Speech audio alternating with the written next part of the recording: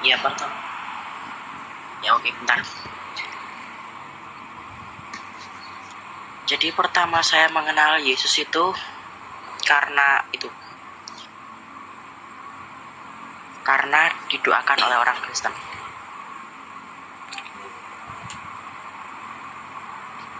Nah, dulu itu saya tuh anti banget dengan kekristenan. Karena di daerah saya Kristennya pun cuma 1, 2, 3 orang. Salah satunya ya tetangga saya itu. Ada Kristen lain gitu. Lainnya ya ada, tapi di agak jauh lagi, yaitu gereja Katolik gitu. Nah, dulu kan saya tuh pernah gitu ya sakit tumor di otak. Waktu itu keluarga saya itu udah berobat, bawa saya ke Jawa Timur, kemana gitu, berobat ke rumah sakit, sampai berobat ke dukun juga.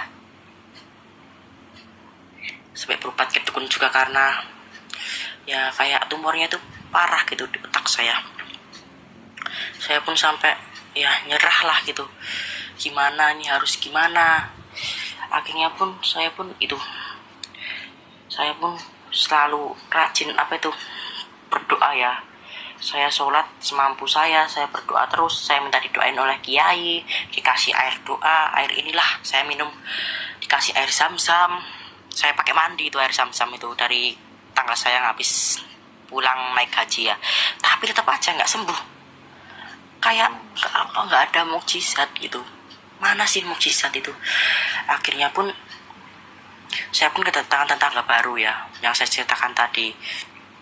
Nah, dia pun lihat saya sakit, dia sangat prihatin gitu loh. Akhirnya pun dia pun ngomong sama saya, kamu mau nggak aku doakan gitu. Pertamanya saya bilang, mau doain saya? Bukannya kamu Kristen ya? Nanti nggak mempan lah, wong saya aja nggak kenal Tuhanmu. Nah, dan kamu nggak mengenal Tuhanku, Allah gitu. Dia pun bilang gini, Tuhan itu nggak memandang manusia, semua manusia itu sama aja di mata Tuhan. Akhirnya pun dia pun berdoa gitu, doain saya sama suaminya ya, doain saya. Dia pegang kepala saya didoain di dalam nama Yesus, saya didoain. Saya waktu doain itu saya lucu sih, saya hampir ngakak.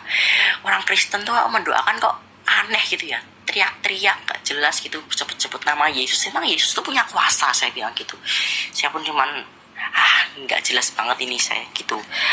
Tapi lama kelamaan saya didoain terus setiap hari didoain terus, dan ya mukjizat terjadi gitu. Waktu saya tengah malam ya, sekitaran jam 1:30, saya itu bangun karena saya mendengar suara yang gemuruh sekali dari atap rumah, entah suara apa itu. Saya pun takut, akhirnya saya pun sholat tahajud ya. Saya sholat tahajud, baru rakaat kedua itu saya dikagetkan. Ada sosok kayak kayak malaikat gitu lah, bawa pedang gitu di depan saya gitu. Terus saya kaget, loh siapa ini, saya bilang gitu. Saya teriak astagfirullahaladzim, saya baca ayat kursi, tapi itu nggak hilang. Jadi kayak malaikat bawa pedang gitu. Terus dia bilang, saya adalah malaikat Tuhan. Terus saya bilang gini, siapa namamu? Dia bilang gini, namaku adalah Mikael. Siapa Mikael itu? Saya bertemu dengan malaikat Tuhan itu. Saya pun waktu itu belum percaya juga ya, palingan ini setan atau jin yang menyamar. Akhirnya pun saya pun gak jadi sholat waktu itu karena takut. Akhirnya pun hari kedua pun saya bangun lagi tengah malam, saya pun sholat tahajud lagi. Dan waktu saya sholat tahajud itu, waktu selesai salam, saya baca doa, saya zikir subhanallah walhamdulillah wala ilaha illallah wallahu akbar gitu. Terus tiba-tiba itu kepala saya itu pusing banget, pusing sepusing-pusingnya. Saya pun sampai muntah-muntah di sajadah juga. Akhirnya pun ya pingsan gitu. Saat saya pingsan itu tuh, di penglihatan saya tuh kayak melihat seorang bercahaya putih ya, seperti Yesus. Mungkin itu Yesus beneran. Nah, dia tuh datang ke saya dan dia tuh megang kepala saya. Dia bilang gini, percayalah, jika kamu percaya kepadaku maka kamu akan sembuh. Dan waktu itu saya itu juga dibawa gitu ke tempat apa ya, kayak tempat gelap, ada tempat terang juga. Saya itu di sana tuh melihat, maaf, itu almarhum kakek saya di sana. Dia disiksa oleh para makhluk mengerikan lah, pokoknya disiksa gitu. Dan Tuhan pun bilang sama saya gini, itulah keluargamu, karena dia menolak aku semasa hidupnya dan dia hidup dalam dosa. Itulah keluargamu. So, aku di situ melihat banyak sekali orang sih, ada tetanggaku juga yang ikut disiksa gitu. Dan akhirnya pun aku dibawa lagi ke tempat yang terang. Nah,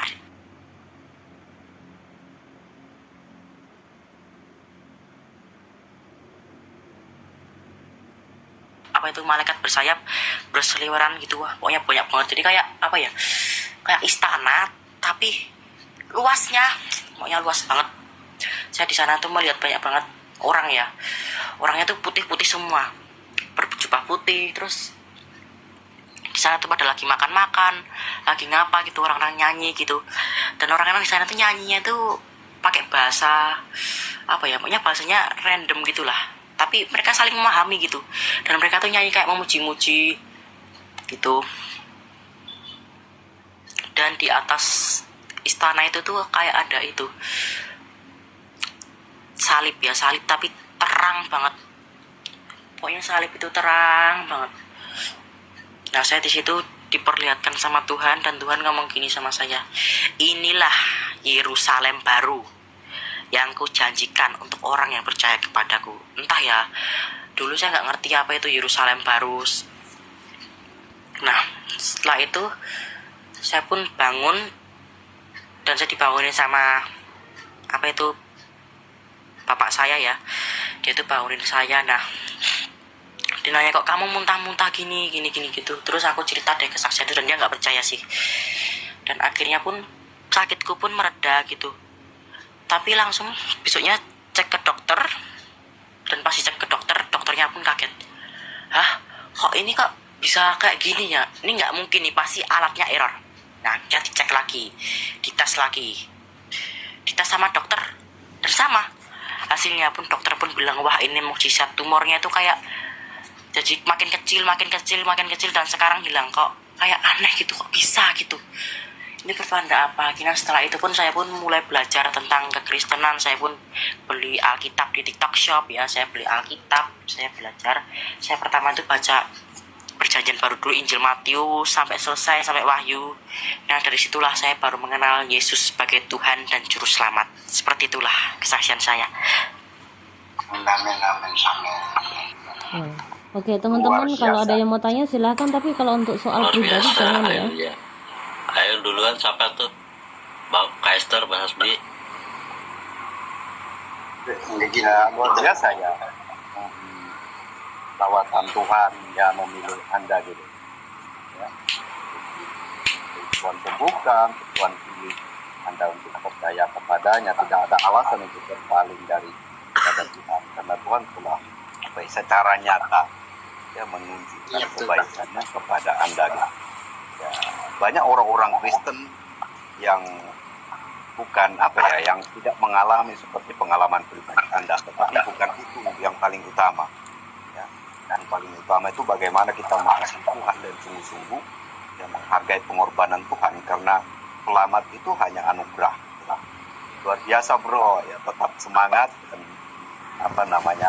cari komunitas yang benar-benar bisa membuat kita bertumbuh gitu. Dari gereja terdekat nggak masalah bro, di mana hati bro enak aja gitu menurut aku ya. Nggak tahu teman-teman lainnya. Dari Alkitab yang pasti cari juga ya yang namanya komunitas gitu, untuk untuk kita sharing-sharing, untuk juga untuk menambah wawasan kekristenan kita tentu gitu.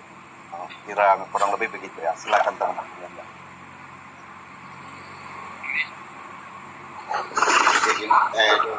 Ingat malam The Army. Terus The Army di situ satu daerah mungkin ya sama Wester ya. Bang Indo, itu nanti privat aja Bang. Soalnya saya juga nggak mau tempat saya terekspos juga. Harus ketiduran. Oke, De Army, kalau apa yang De Army belum paham tentang kekristenan boleh bertanya aja ke Army di sini. Nanti kami jelaskan juga. Gitu. Iya, saya tuh yang belum paham ya itu yang penglihatan saya yang terakhir itu loh. Maksudnya Yerusalem baru itu apa sih? Menurut saya pernah baca sih di kitab Wahyu, tapi Yerusalem baru itu apa sih? Tapi belum saya baca sampai habis gitu loh.